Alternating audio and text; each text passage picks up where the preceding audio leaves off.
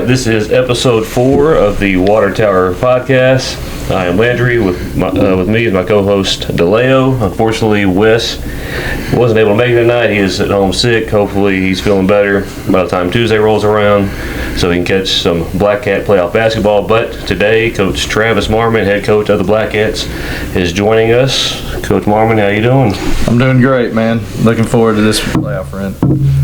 Man, glad to have you here. We got a lot to cover in this episode. Looking at this week in Mahia Athletics, big week for Black Cat basketball as they start the playoffs. We'll take a look at the playoff picture for Region 3, a few picks here and there in our region.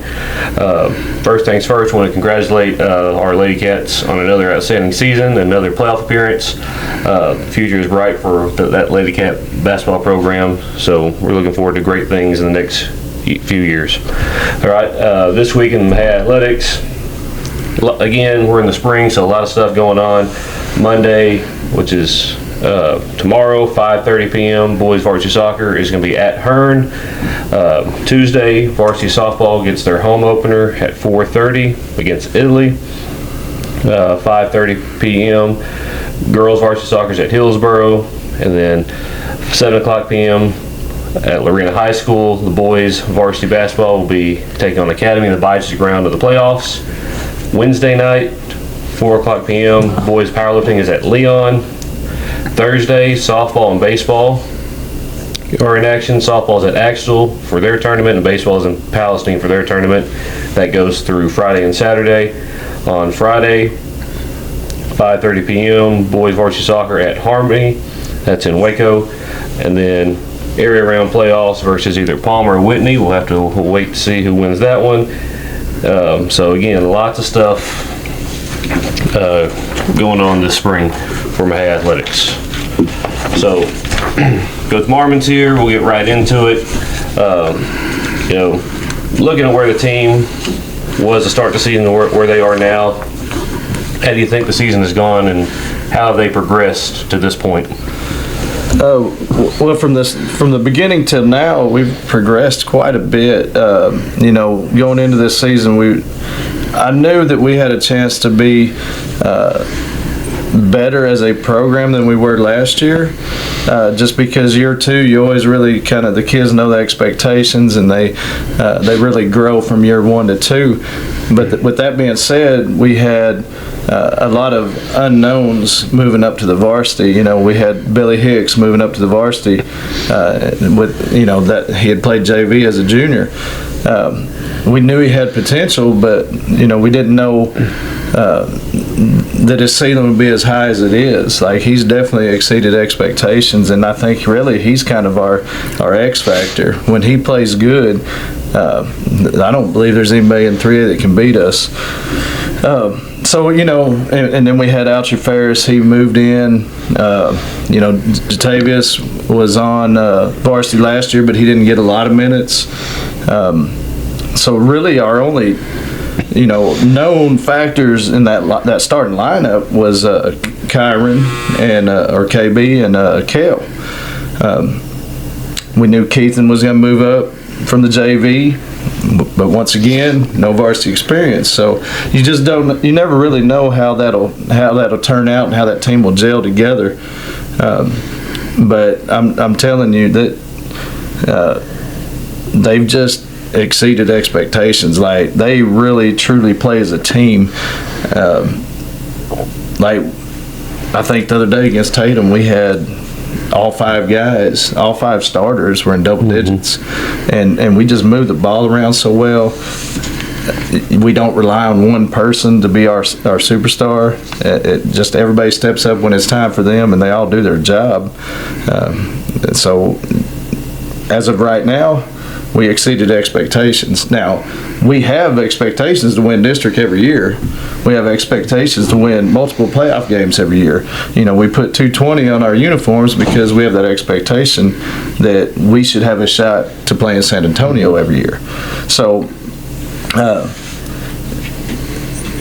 we have exceeded expectations in a way, but our expectations are always super high. I got you. I mean, like we talked the last few weeks of how big Billy's been, how big Keithan's been. I mean, even Kedrick Johnson. Yeah, oh, absolutely. I mean, you didn't, like you said, a lot of questions going into the year, but you kind of knew there was a chance this team could still be really special with what you had coming up and on this team. And I'll tell you another thing about those three guys that you said right then, Keithan, Kedrick, Billy. I think part of the reason that they've grown so much is because they put in work outside of practice. You can't expect to be great and only practice during basketball season or only practice when we practice.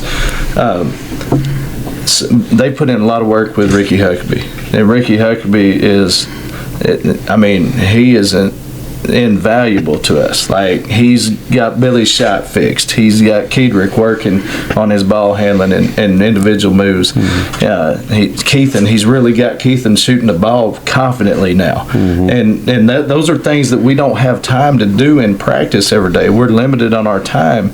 So to have him as a resource is unbelievable. But with that being said, now the kids have to go to him and use that resource. So the guys that have been going to him, they've improved so much. And him being a resource, not only, fundamentals of basketball, but he's also played at a high level. He's been to two state titles, won two state titles, those deep playoff runs. So they can use him as a resource in that way as well. Yeah, he understands it from both sides too. Like he was a player, like you said, on state championship teams. He was a player in high level college games. He played overseas as a professional, but he's also did it on the coaching side too. Yeah. He's coached individually and team aspects overseas. So he is a tremendous resource for our program.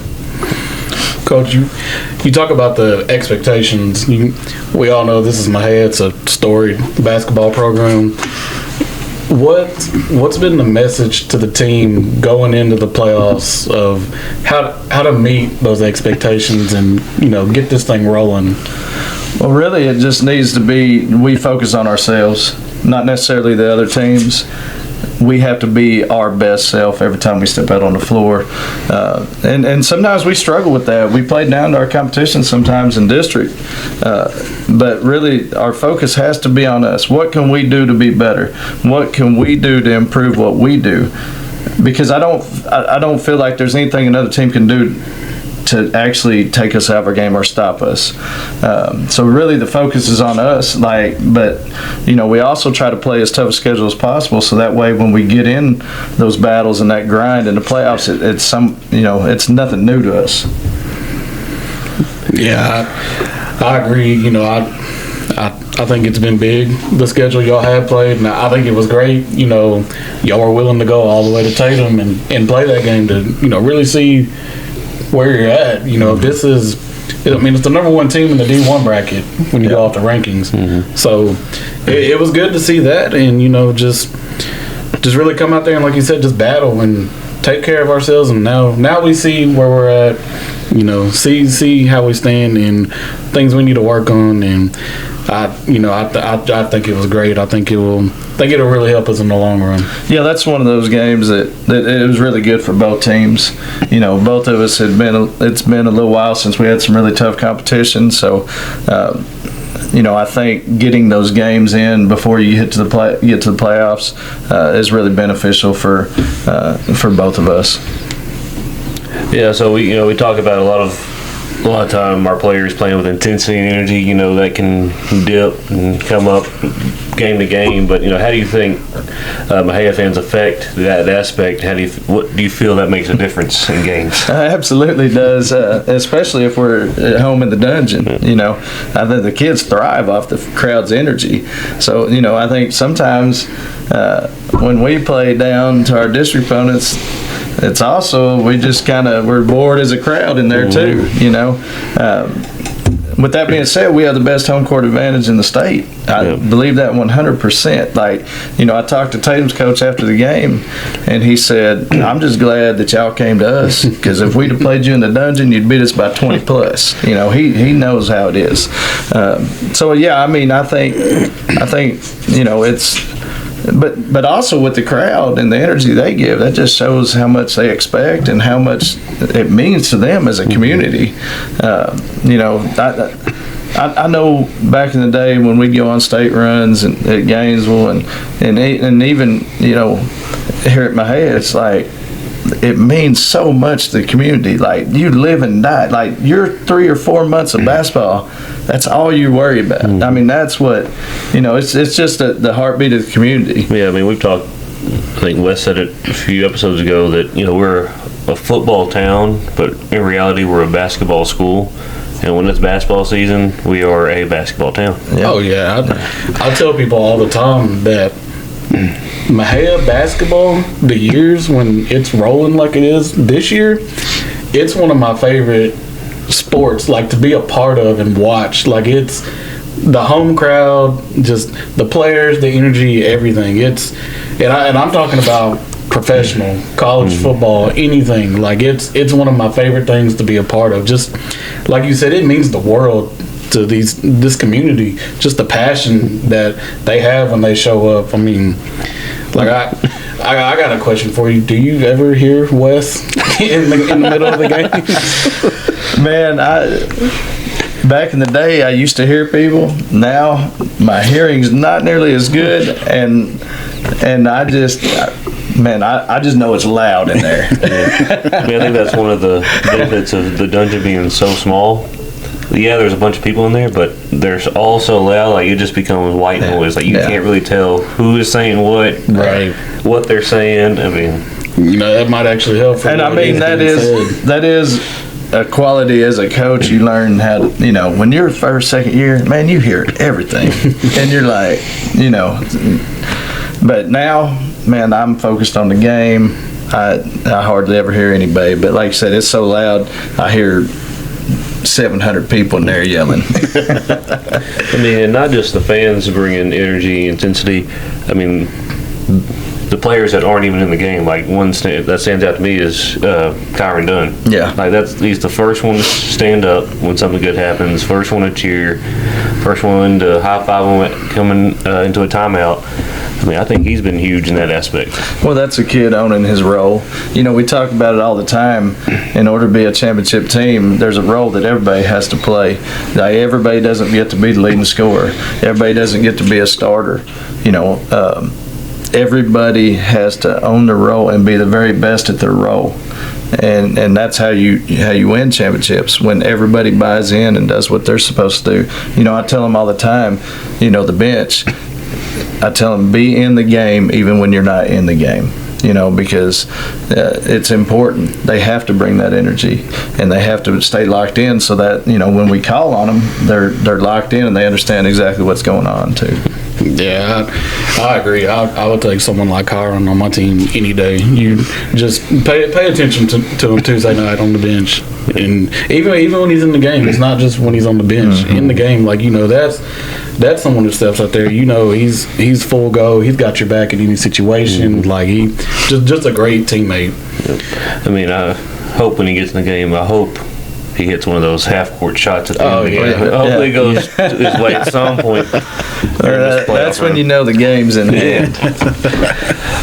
So this is your second stop in Mexia. How much has it changed, stayed the same from the first time you were here? And along with that, what brought you back to Mexia to be the head coach of the Black Cats? Well, as far as things changing, man, when I walked in the dungeon and walked into the office, and there was stuff that was still there from when I was here the first time. So things really haven't changed much. You know, like, it's really the same, you know. As crazy as that sounds, I feel the kids are essentially the same. The community's the same. Like, it's exactly what I thought I was stepping back into. And, you know, I don't know that I ever really thought about coming back to Mexia, but it's one of those schools that, you know, when you get a chance to be the head basketball coach there, you can't turn it down. I mean, it's one of the best 3A jobs there is, because you're going to have a chance to win every year. And it's just important to the community, the kids. But no, when the job came open, I had some people reach out to me, and I thought, man, this, and so we started looking into it, and then, within a couple weeks, next thing I know, I'm head coach at Mexia again. So that's super excited, still am. It's probably the best move I've ever made coming back. But I've always felt like Mexia was home to me. When I first came here, I grew up in Gainesville.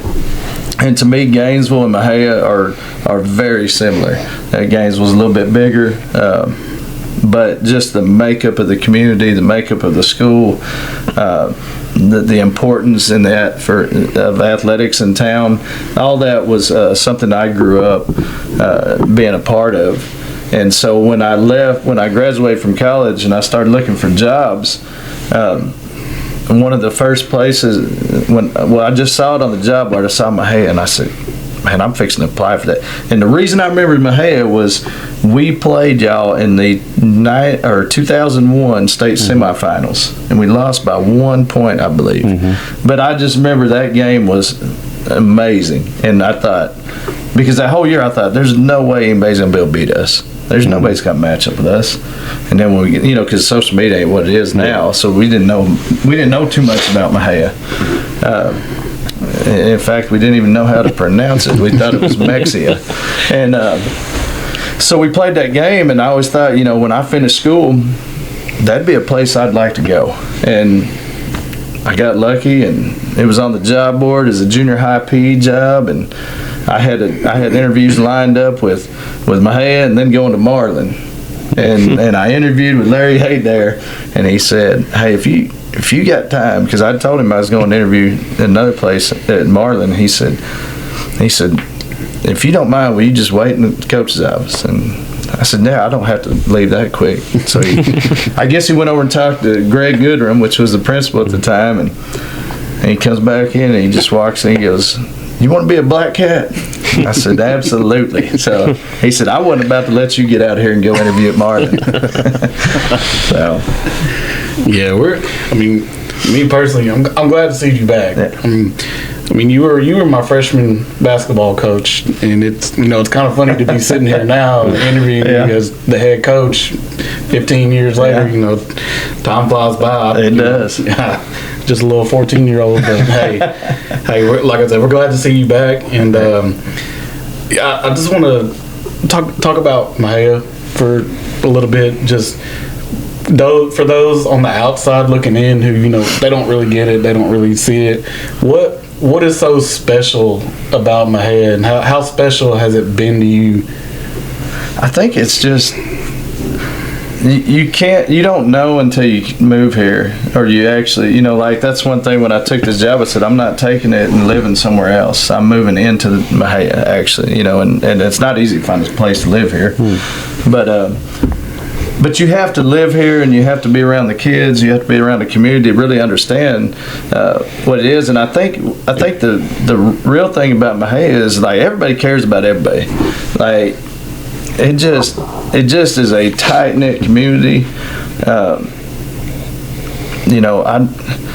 It's really hard to put an exact finger on what it is. That's what a lot of people say. You just have to live here. And what happens is, a lot of people come here and they don't leave. Or if they leave, like me, I came back, because, I think there's so much support for athletics. There's so much support for the kids. Just everybody in town seems to get along. And it just, I think, and just the size of it, it's, like, when my girlfriend comes down, she's like, man, I love this place. I don't know why, but I just do. It's just a great place. And like I said, you have to live here, and you have to get to know people here, and to really understand what it is, and it just pulls you in. Yeah, I agree. Like, it to me, like, it sounds cliche to say, but like, it really is one big family. Mm-hmm. Like, you have so many, like, just people come from different backgrounds, and it's all tied together. Everybody's accepted. Yeah, everybody's accepting. Everybody embraces each other's, different lifestyles, and like you said, it's hard to put into words exactly what it is, but I think that accounts for it. Like it's just different here. And you can't go tell somebody this and say, "Hey, this is why you need to come to Mahia, and this is how it'll be." And this, well, you can't really tell them. But once if you get them here, most of the time they're hooked. Right. Yeah, I mean, I think family just encompasses everything. Like people from Head, they're gonna be the first ones to bicker at each other, fight each other. But when it comes to, all right, we gotta come together, they're the first ones to do that too. Oh yeah. I mean, it's really unexplainable to people on the outside. Oh yeah. They could have just been fighting in the streets on a Monday or something. Let a ref make a bad call on the game on a Tuesday night. They're teaming up on the ref like they never even were into it. Yeah. This one right here is for Wes Davis. If you're watching, which you better be, he's been known to put away some Dr. Peppers at sporting events, and I think we have the over under set to 12.5. How many Dr. Peppers do you think Wes will take down during this playoff run? Well, I didn't learn until tonight that it was Dr. Pepper. I knew he always had a big cup in his hand, and I didn't know how many times he refilled that during each game. But we're looking at over under 12.5 through the playoffs. Yep. Well, since I believe we're going to play 6 games, I'm going to say over.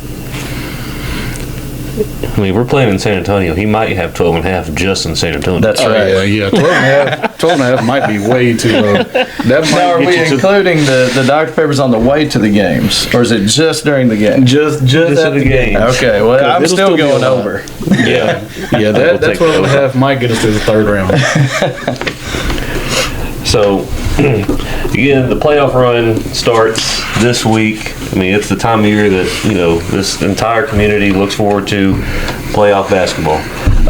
This past week, I got a chance to have some final tune-ups for the playoffs. I took on a pretty solid Central Heights team and number 2 Tatum. So, that Central Heights game, y'all won 62-53.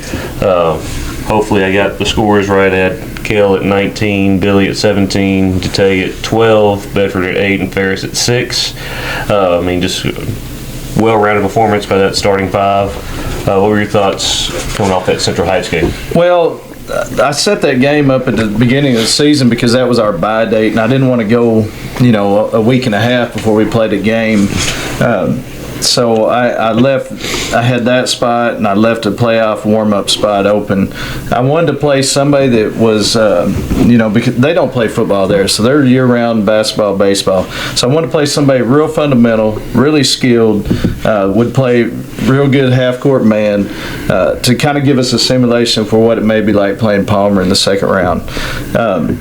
And there's aspects of Central Heights that are going to be even better than Palmer, But, Central Heights, their record wasn't great. They had a chance to win their district, and they slipped up at the end. But they're kind of like us, where they play a tremendous schedule. They played Hitchcock this year. They played Tatum this year. They played over in the Fairfield tournament, but they've played and they got a coach that's there that's a very, very good coach, and he's been around doing it for a long time.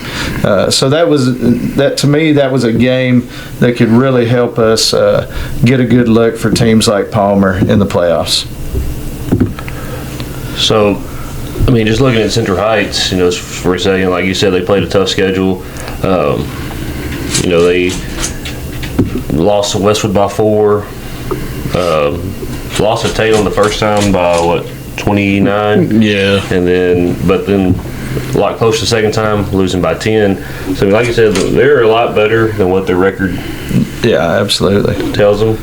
So, and part of the season, I'm not sure exactly when he came back, but their big 6'7" kid, he was out for definitely the first half of the season. I don't know that he came back till the Christmas break. And, I mean, that kid was big and strong. Yeah, I mean, I know DeLeo wasn't at the game. I got a chance to go over there. I felt that, they slowed the game down really well. Like, they played at a pace where they were comfortable at. Y'all weren't really able to, build off y'all's lead. I just kind of kept them at arm's length the whole time. But like you said, that's something that Palmer will do very similar. Yes, sir. So, but a really solid win last Monday night. Then on Friday, y'all got to play the number 2 team in the state, which was the Tatum Eagles. Fell just short, 79-74. Billy had 15. Jate and Tree both had 14. Kell with 13. Bedford with 12. And then Davis rounded out with 6 points. I mean, you're right there with the number 2 team in the state. And yeah, they were just a little more consistent than us throughout the game. You know, our second quarter was not, you know, we struggled a little bit in the second quarter. We didn't handle the ball like we should have. We didn't. We tried to play too fast through their press. You know, just little things that we can fix easily, and really just seeing them on the court and their size and their speed. You know, I think that gives us advantage moving forward because you can't simulate that with anybody we've played. You know, nobody defends like Tatum did, and we really hadn't played teams that are as long as they were. So, you know, I think, you know, the two areas that they beat us in was we turned the ball over 20 times, they turned it over 12. You know, that's 8 empty possessions, or, you know, I don't know how many of them led to scores right away, but and then the other one was we were 5 of 13 from the free throw line, and they were 13 of 17, I believe. So, you know, there's 8 points off the free throw line, and then they had 8 less turnovers than us, and we still had a chance at the end. So I really feel like we cleaned things up, you know, and we're on their home court. So I think that, you know, that's promising to me. I think that shows us that if we get things, you know, cleaned up and we're in the right mind frame and we go out and execute, that we can play with anybody in the state in 3A. Yeah, I got the chance to make this game, and you know, it like you talked about, it was one of those games I walked out of the gym thinking, okay, we're right there. Like we had our chances to win this game, because, you know, this could have easily turned into a, hey, we're good, but Tatum's on a whole different level, and that you know, that's not what I left thinking at all. Like, we definitely had our chances to win this game. We were right there. You talk about that second quarter. I think I was telling Landry, it kind of seemed like that second quarter might have played a little too fast to start the game and kind of got sped up, and kind of seemed like we slowed down. We're a little gassed, and I think that second quarter made a huge difference in the game. And you know, I just got to give credit to the players, man. There was a point in the game where we were down 11, 12. It could have, you know, it could have got ugly. It could have got out of hand. But they, you know, they buckled down. They got back into the game. I mean, I think we had the lead at one point late in the fourth quarter, yes, with a minute or so left. And, you know, that game was just a battle from start to finish. And you mentioned it before we started the show about how you feel like Tatum's press got a little, they backed off a little bit in that second half. And, you know, I was telling Landry, like, I think they got tired at the end. I don't think they've seen a team that would go at them the way we did. When it got to that point when we were down 11 or 12, I think they're used to saying, okay, we got them where we want them. The team's fold. We're fixing to blow them out and go home. And I think it might have been a shock to them of, oh crap, they're still coming at us. They're still trying to win this thing. Like they still believe. Like, what are we doing here? And you know, it was just a good game overall. And like I said, I feel really confident going into the playoffs after watching that game. I'm glad we played it, and I'd definitely love to see that game played again at a neutral site and see how it turns out for us. Yeah, going back to, you know, the players, you know, I think it shows our toughness. Like you said, we went down 11 or 12. We bounced back. We went down another time in the third by 8. We bounced back. You know, we were down 10 to Westwood in the fourth, and we bounced back. You know, there's just been a calm amongst these kids when they're down. Like, they always believe that we can find a way. And, like, we don't have to do anything different than what our game plan is. We just got to execute a little better. We got to defend a little better. We got to get a stop here. And you got to, string together a few stops defensively. Because if we can do that, we always got a shot. But I think that's a toughness that has really grown with this team. I don't think we had it at the beginning of the year, but they're getting tougher and tougher as we go. Most definitely. I mean, it's been something cool to watch mentally where they're at from the beginning of the year to where they are now. I mean, it's a night and day difference between where they were and where they are now. Yeah, I agree. I really think this team is ready to make that run everybody's hoping we make. They talk about mental toughness. They've got it.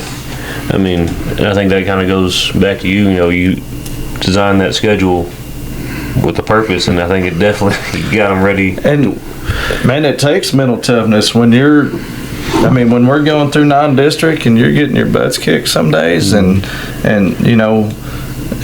we look up and our record's 12-10 going into district, and the kids are like, crap, I thought, like, why are we losing? Like, well, because we're playing really good people, and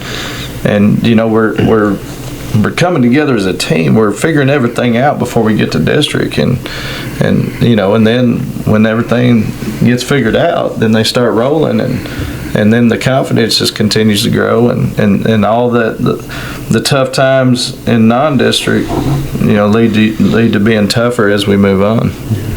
But I wanted every game, like, we want everybody we play to be as good or better than somebody we'd play in the playoffs. Mm-hmm. So that way we're getting playoff experience before we even get there. You know what I mean? Yeah, I mean, you schedule Palmer start the season right out of football. Man, you get a tough Anna team on the road. I mean, even in tournament play, Alamo Heights is a decent 5A team. Lorena's always solid. Conley's really athletic. And then, you play Decatur, which is ranked in 4A. Then you take on number 2 in 4A Canyon Randall, and you take them all the way down the wire. I mean, every week it was, next challenge. And it was tough, too, because we had a stretch there playing all these really good teams where we didn't have our full lineup. Mm-hmm. And so, we'd miss Kale one game, for a little stretch. Then we missed KB for a little stretch. And, that's hard to get through that. But, that brought everybody together and made them learn how to play together a little better.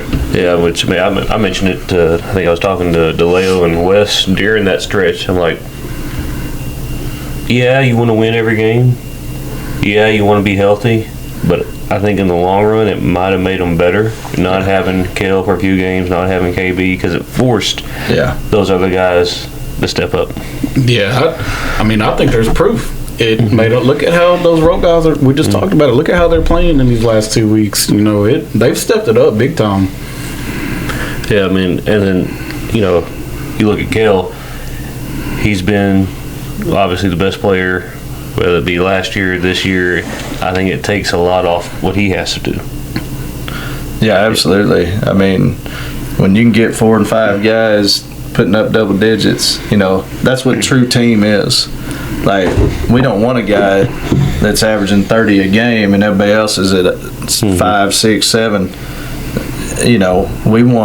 We want it to be where it's hard for teams to figure out, well, who am I going to guard?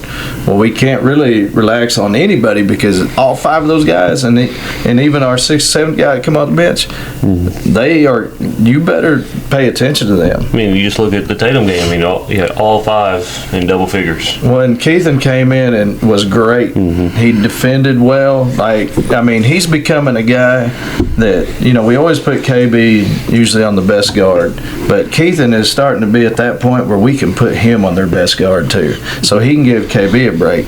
And he's just, he's kind of a 3-and-D guy that I never really thought we'd have. Yeah, but he comes in, he defends, and he's confident in his shot now, and he's growing so fast. Yeah, there's one play specifically in that Tatum game. You talk about his defense, the one where he he kind of taps the ball out for a second. It's a loose ball, and he pretty much does a front flip, diving onto the court, grabs the ball, throws it into Kel, and that's a crucial part of the game. And making plays like that, like that's what you need out of your role players. Like that play specifically really stood out with him. That's that effort, and still just a sophomore. Yeah, Right. I mean, and isn't playing like it right now. I mean, he looks like a junior, senior type kid. Yep.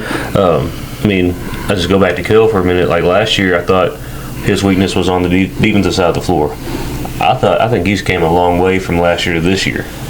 Man, I'm telling you, and that when he ran it down like LeBron in the finals and blocked that shot from behind, that was amazing.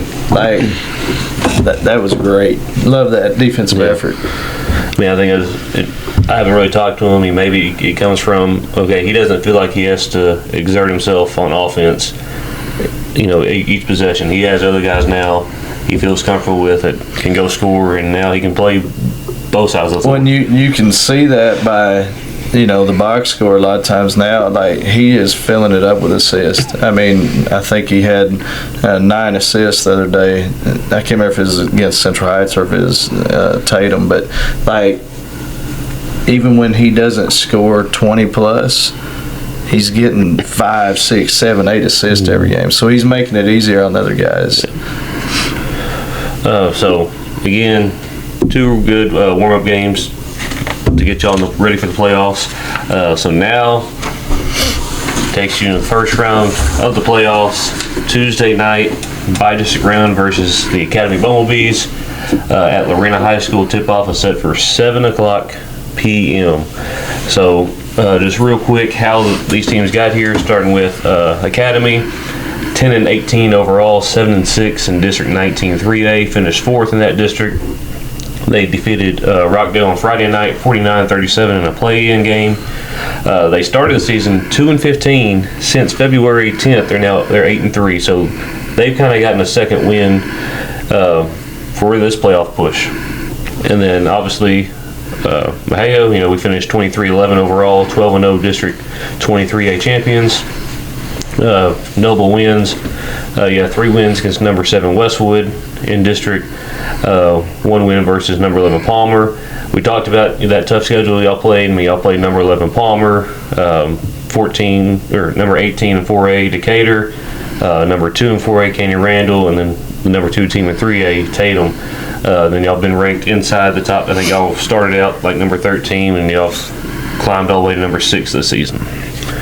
So, going in this game, I'm sure you've watched Academy all weekend. So, what do you think about the Bumblebees? Well, I think they're a team that's kind of hot right now. They have a very good coach. I've known him for years. He used to be the assistant for Ponder when they had their little run where they won 3 state championships. So they're coached very well. They like to shoot the 3. They're not very big. They have some decent athleticism, but they're gonna play tough. And like I said, they've been hot over the last month or so. They kind of got their backs against the wall, and they win games when they have to. But I think they'll try to slow the game down a little bit, and they'll try to, their bread and butter is going to be shooting the 3. So we got to defend the 3-point line, and we got to, have offensive tempo. We got to control their defense. We can't let their defense control us. Yeah, I got to watch them Friday night. Definitely not scared to shoot the 3. They reminded me a lot of the Buffalo team we saw in district. They're going to let it fly. It's live and die by the 3. Is that a concern for you, or? No, because we know how to defend them. Obviously the 3 ball can hurt you, but if we, the thing is, a team is not normally teams are not going to hit enough threes to just beat you as long as you limit them in the other aspects of the game. But knowing that they're a three-point shooting team, we'll play them different defensively. Like whoever their good three-point shooters are, who we're worried about, like number 23, we're going to play up on him. We're not going to give him the chance to shoot. We're going to force him to drive a little bit. And then we'll just adjust throughout the game if we need to. DeLeo, what are some things you are looking forward to this bi-district round? Looking forward to seeing some domination. I'll just go ahead and put it like that. I'm just a fan, so I get to say stuff like that. But I mean, I'm just excited. Like you said, it's like Christmas morning. The playoffs are finally here. Like it's, the district run can, of course not for the players or anything, but for the fans, it can kind of get a little. All right, let's get through it. So I'm excited. I expect them to be high energy team. I expect a high energy crowd. I'm surprised Lorena let us back into the gym after a few playoff games we've had there. I sent Coach Marmon those pictures from the last time we were in Lorena. Oh yeah. Looked pretty intense. I think you should add a couple of those pictures to this podcast. Let them give an idea of what we're talking about. Yeah. I'm sure most already know, but like I said, I'm just ready. Just the passion, the energy. I'm all for it, and I'm ready. Yeah. So you get Academy this round. If you take care of business, I think no one's oblivious to what looms come Friday in the second round. That team that left that bad taste in our mouth from last year, the Palmer Bulldogs. Just not jumping the gun or anything, but again, we're not oblivious to who's up next. No, absolutely. We got to take care of it one game at a time. And we can't overlook anybody. I think that's one thing that got us last year. Like, we didn't take Palmer seriously enough. I knew how good they could be, but I think the kids, I couldn't get them to really understand how good the Palmer could be. Obviously, we were a better team, but they were better than us that night by just a little bit, and that's all that mattered. So, we can't, we don't overlook anybody. We take it one step at a time. We hope to play 6 more games. But we got to get one win before we can move on to that next one. And crazy things happen in the playoffs, at all levels, that's why I call it March Madness, because crazy things happen. But with that being said, I really do believe that we will take care of business. Even when we haven't played well this year, when we play people we were supposed to beat, we still take care of business. But yeah, I think we all are looking forward to that next round. Like, we want to have a chance at redemption, and I know it's going to be tough. Like, they're a very, very solid team. They're very fundamental. They defend well. They shoot the ball well. Like, they're just a tough team, and they kind of play the opposite of the way we want to play. They kind of want to slow it down a little bit, and we want to speed it up. So, offensive tempo is going to be key in that game. Like, we got to impose our will on them and play the way we want to play, not necessarily the way they want to play. Which is something like I've noticed these last few weeks. You've really emphasized in game was, hey, we just get a rebound. Let's go. We got it. Because, in my mind, we don't have post players. Mm-hmm. We got 5 guards on the floor. We just have some taller guards and some shorter guards. So, we constantly, every day, we work on drills every single day where we get a rebound. And if it's Billy or if it's Tree, we want to bust out of there. We want to turn and go, and we want to hit 2 dribbles, and we need to be passing it up to our guards running, or whoever it is. Whoever gets the rebound, if they don't have a guy on them, we need to 2 or 3 dribbles, and we need to be passing the ball up. We don't want to have our point guard, whoever guard is at the time, run back and get the ball from the post and throw things down. We want to run because it's way easier to get layups than it is to run offense 5-on-5. Yep.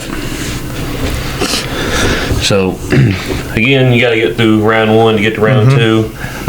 Big one on Tuesday night against Academy. Just looking at the playoff bracket, Region 3, y'all set up with Academy round 1. Palmer and Whitney will play in round 1. Y'all get the winner of that game. Takes you to round 3. That'll be the winner of East Chambers, Huntington, Hitchcock, and Crockett. East Chambers is going to be really good. They diamond press the whole game. They've got a coach that's a Hall of Famer, so they're going to be tough. Like I don't think it's that there's a possibility Hitchcock's not there in the third round because East Chambers will be good enough to beat them. Whether they do it or not, I don't know. Yeah, I mean, I think like Lales, we talked about it a lot. Just this section of that bracket is definitely one of the hardest in the state. Absolutely. And crazy it ended up that way, but it did. So you look at the top half of Region 3, Troy and Grandview play, Franklin, Fairfield, Pollock Central, Orangefield, then Onalaska and Bowling. I mean, you have some solid teams in there, but it's nothing like that bottom half of Region 3. No, not game in and game out. You know, like I said, you got some pretty good ones up at the top that you know could definitely beat you at any time. But there's no breaks in that bottom part of Region 3. Yeah, that bottom part is a gauntlet. Yeah, I mean just looking at the bracket as a whole, I mean I really don't see a section of the bracket that tough. I mean I think Mexia, Palmer, East Chambers, and Hitchcock, all four. I mean even Crockett's a solid team. I mean you combine all those in one, and it's tough. I think the only one that's got a chance to be that is the bottom part of Region 2. You know, you got number 2 Tatum, you got Dangerfield, you got Liberty Ilo, you got Commerce, you got Ponder. So, you know, that's a pretty tough one too, but I still think the bottom of Region 3 is probably the toughest in the state. Yep. But you got to play them at some point. So. Yeah, that's the deal. If you want to be the best, you got to beat the best. It doesn't matter where you play them at. I mean, just looking at that top half, like I think you can pick anyone to come out of that top half of Region 3. I think Franklin, Orangefield, Pollock Central, Onalaska are ones to keep them out. I personally think, I think Fairfield's good enough to at least reach round 3. Yeah, I think it's a toss-up with any of those. I would say my favorite at this point would be Onalaska. I think they're playing with a lot of confidence. They play up-tempo. They shoot the three well. I kind of like them on that top. But like I said, it could be any of those. Pollock Central will be solid. You know, they're going to beat Central Heights for that district. They split with them. No, actually, they beat them twice, but they're close games, I believe. So they would, you know, that'd be tough for Onalaska because they're going to try to control tempo, and so. But like I said, it could be any of those teams out of that top. Yeah. I mean, as we know, UIL went ahead and split Division I, Division II this year. Division II, I don't think holds up to Division I at all. Like, you just look at that side of the bracket. Obviously, Koontz is there. Well, in theory, Division II is not supposed to measure up to Division I. That's why we split the divisions. But a lot of times that ain't the case. But, you know, I mean, Division I should be harder. Yeah. Bigger schools should have more better teams. But, like, Division II, obviously, Koontz is the big dog in that one. Then it's Westwood. And they're in the same part of the bracket there. Well, they'll meet round 3. Both of them make it that far. Which, I mean, I don't see anyone else beating them. I think you said Scurry Rosser has a chance to push Westwood a little bit. It's just that deal where Scurry's going to try to control tempo. They're big, real fundamental. They're going to slow the game down as much as possible. You know, so it's just a battle of different styles. And you know, obviously Westwood's got the best player on the floor easily. So usually, you know, that can be the determining factor a lot of times. And if you look at the top, I mean, I think Central Heights could could take the top part. Like they're solid enough to do it. I mean, I think district bias here. I mean, can Buffalo go 3 rounds? I don't know. I think a team that's a little underrated up top is Keene. Keene's a little bit better than I think everybody gives them credit for. So that would be a team to watch. I think Buffalo would have a hard time beating Keene. I mean, I think Buffalo will have to have one of those nights where they're just shooting the 3 really well. I mean, and that's just could be just about every night for them. They shoot it well. And I mean, it's a bunch of good round 1 matchups all the way around. I mean, if you look at it, the other regions, or anything that stands out to you, I guess both of you, stands out Region 1, 2, or 4. mean, to me, it's that LE Dangerfield matchup, Yeah. round 1 and Yep. region 2. I mean, And then LE Tatum in the second round if that happens. But yeah, I think you're looking at your normal heavyweights in Region 1. You're looking at Shallow Water and Brownfield and Peaster, which I wouldn't be surprised if Shallow Water comes out of there on that side. But I think even the top half of Region 2, you got Dallas Madison, you got Jefferson who beat Tatum in overtime. So like, Region 2 is pretty solid too. Like I would imagine your Region 2 winner, your Region 3 winner are going to probably meet up in state. yeah. I mean, I think year in, year out, Region 2 and Region 3 are your, best regions all around. Definitely your most athletic, and your kids that have played in the Metroplex or the Houston area and really seen high level competition on a regular basis. Yeah, I mean, like we said, like Division 2 is a step down from Division 1 as far as quality of teams, but I mean, there's still a lot of solid teams in there. Like I said, Coach is in there. Region 1, I haven't really seen Slayton. They're ranked 9th right now. Not sure if they live up to that ranking or not, but I think they're a solid team. Idalu's always pretty solid. City View, is always a name to look out for. Region 2, Mount Pleasant, Chapel Hill. I mean, they were really good last year. I think they a little down this year, but still they'll be a team to look out for in Region 2. I think the one that could surprise some people, which really ain't a surprise, but I think Paradise has got a good shot in that region. Which I think they went, full regional final last year? Although they lost to Ponder in the regional final.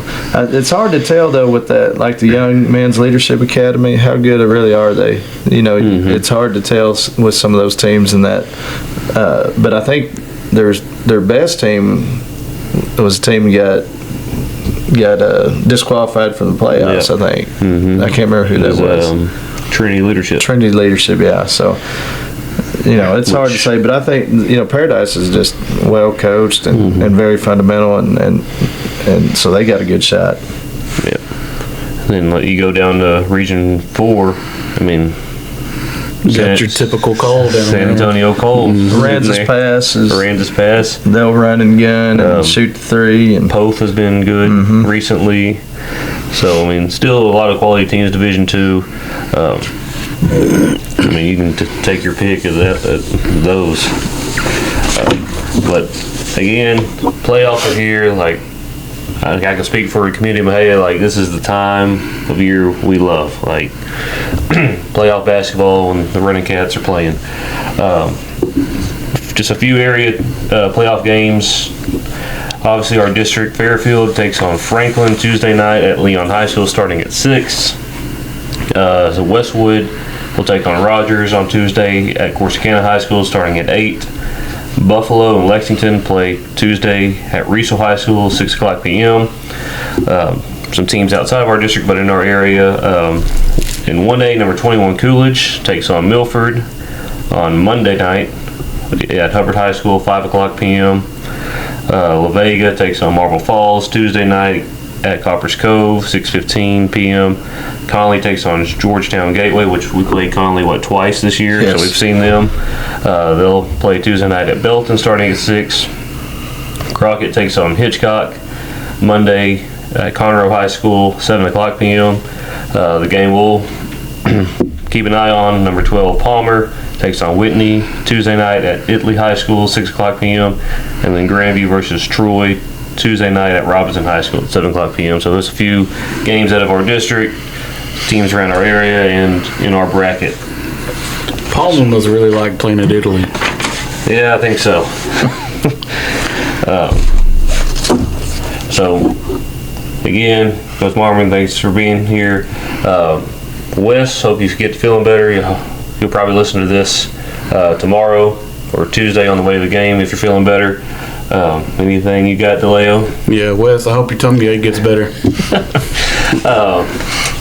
Hey, fans, make sure you're at Loreno on Tuesday night. Like we said, y'all are a big part when it comes to the success of Mexia basketball. Like, y'all bring the energy, the intensity. It only helps the kids. And just FYI, they're not going to open the doors till 6:30. So don't be there earlier than that, especially if it's cold. And tickets are just online, right? Only online. Tickets are yes. just online. Passes are accepted. So be there. Doors open when again? 6:30. 6:30. Game starts at 7 o'clock. All right. This is the Water Tower Podcast. Make sure you like, comment, subscribe to YouTube. We want to start going live on YouTube, but we need a certain amount of subscribers to get there. So make sure you do that. I'm Landry. Nathan DeLeo. And this is Travis Marmon. And this is the Water Tower Podcast. Getting out of here. Water Tower, it sure is good to see